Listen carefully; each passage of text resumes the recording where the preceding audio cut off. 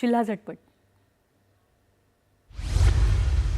Cabinet मंत्री मंगल प्रभात लोढा यांनी कुर्ला इथल्या महाराणा प्रताप औद्योगिक प्रशिक्षण संस्था इथे ऑलिम्पिकवीर खाशाबा जाधव पारंपरिक क्रीडा महाकुंभ 2025 या संदर्भात घेतली आढावा बैठक।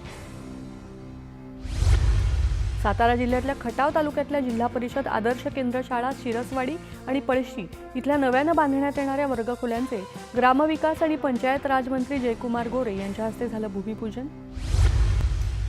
अहिल्यानगर शहरातल्या माळीवाडा वेस इथे क्रांतीसूर्य महात्मा ज्योतिबा फुले आणि क्रांतीज्योती सावित्रीबाई फुले यांच्या पूर्णाकृती पुतळ्याच्या चौथऱ्याचं उपमुख्यमंत्री अजित पवार यांच्या हस्ते करण्यात आलं भूमिपूजन। रायगड जिल्ह्यातल्या खालापूर इथे रुक्मिणी फाउंडेशनच्या वतीनं 80 झाडांचं करण्यात आलं वृक्षारोपण।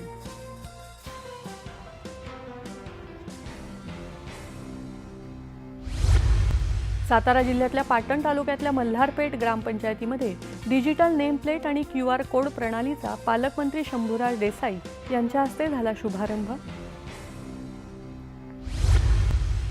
नाशिकमध्ये पुण्यश्लोक अहिल्यादेवी होळकर यांच्या स्मारकाचं जलसंपदा मंत्री गिरीश महाजन यांच्या हस्ते करण्यात आलं लोकार्पण।